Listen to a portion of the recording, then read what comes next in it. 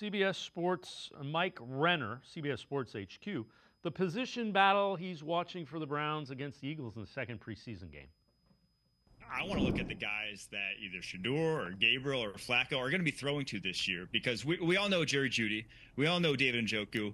We all may not know who the third guy there is. It's Cedric Tillman, who was a third rounder a few years ago, was banged up a little last year, only 339 yards. Or it could be Jamari Thrash, who was a fifth rounder in 2024. That's been a pleasant surprise throughout the offseason and training camp.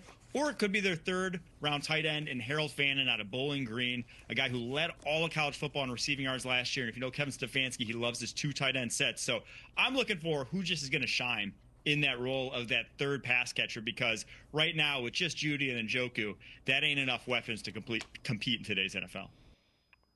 Well, and Dalton, that would be why you look at an Isaiah Bond. The one guy he didn't mention was Deontay Johnson, who, I mean, he had a couple of really good day, or a really good day in joint practices and not as good the second day.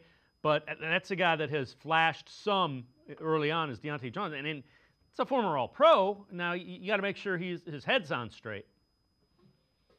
Yeah, no, absolutely. Johnson, it would be really nice to have him as a veteran presence who can win and separate underneath in some of those, say, 3rd and 4, 3rd and 5 situations. If he can be productive, that changes the outlook of it. And then the two guys that Renner mentioned there, I think are really important, are Cedric Tillman, who, when Jameis Winston was in at quarterback last year, he showed us in a couple of games that he can be one of those vertical threats. And then I'm really intrigued also with the Bowling Green tight end, a third-round pick, Harold Fannin Jr., because the volume that he's gotten there the last 2 years, the athleticism that he shows you with the ball in his hands, the ability to break tackles and make things happen after the catch, his ability in the screen game. I do think, Cleveland was one of the ideal places for that second tight end role that Harold Fannin could play. I think it's a really good spot for him next to David Njoku, who's a little more traditional. Stefanski can move Fannin around more, and I think he's just a guy that takes some of those easier throws and makes productive plays for you in your offense. I think I comped him a lot like a Jonnu Smith in the same role that he played for the Miami Dolphins last year. Now he'll be in Pittsburgh